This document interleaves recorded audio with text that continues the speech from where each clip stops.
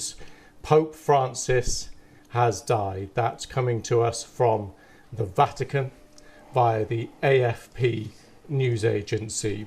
We don't have any more details than that. This just in the last few minutes that Pope Francis has died. That confirmation coming through from the Vatican and coming to us via the AFP news agency. My colleague Rich Preston is with me here. Rich, just bring us up to date. Well, Lewis, as you say, this has just come into us in the last few moments. A statement issued by Cardinal Farrell announcing with sorrow the death of Pope Francis with these words: "Dearest brothers and sisters, with deep sorrow, I must announce the death of our Holy Father Francis at 7:35 this morning. The Bishop of Rome, Francis, returned to the house of the Father. His entire life was dedicated to the service of the Lord and his church.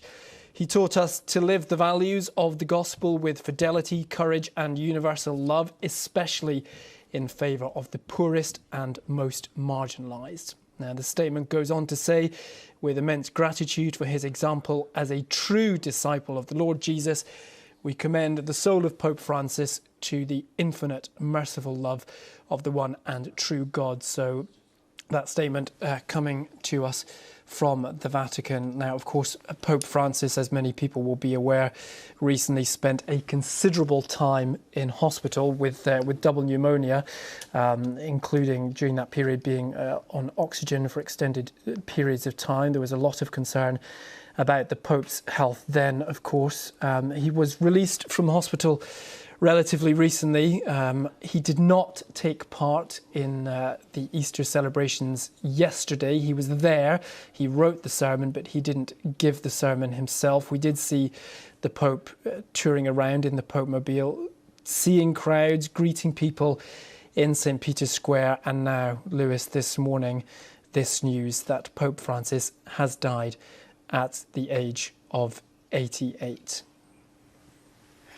Rich, thank you very much for that. We are getting more details in here and I'll let you just get across those. If you are just joining us, just want to repeat that news that we've just had in the last few minutes, the death of Pope Francis. A statement from the Vatican reads, "With deep sorrow, I must announce the death of our Holy Father Francis at 7:35 this morning. The Bishop of Rome, Francis, returned to the house of the Father.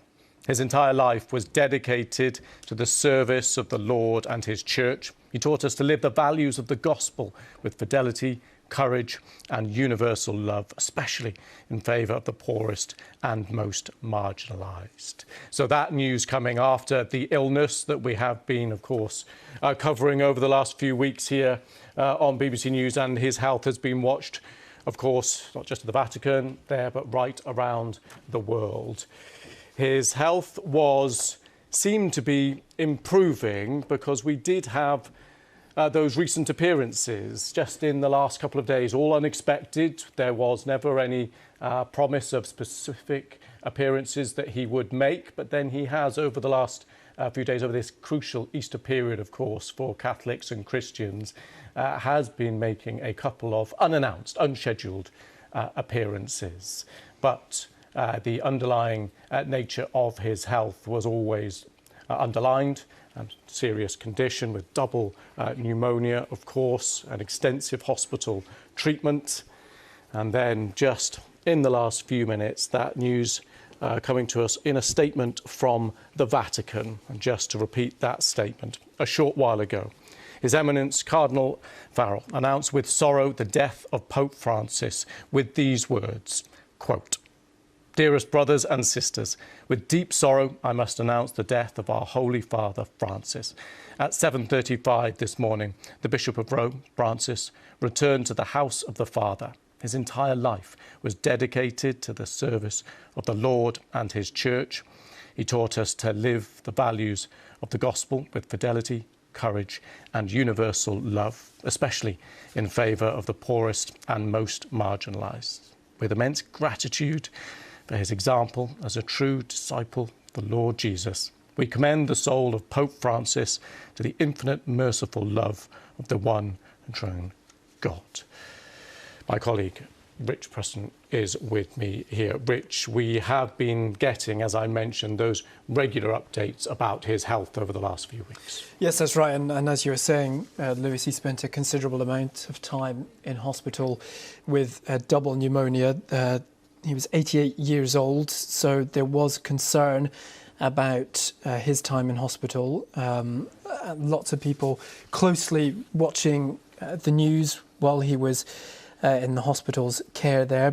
But he was released not that long ago, with doctors happy for him to return to light duties, and the Vatican stressed at the time it would be light duties that he would be engaging with. But right up to the wire, he was meeting with J.D. Vance recently. He was present at Easter celebrations just yesterday in Vatican City, and then this news this morning announcing his death at 7:30 in the morning, local time, 7:35 this morning, according to the statement. Now, as I said, the Pope Francis was 88. He was the first Latin American leader of the Roman Catholic Church.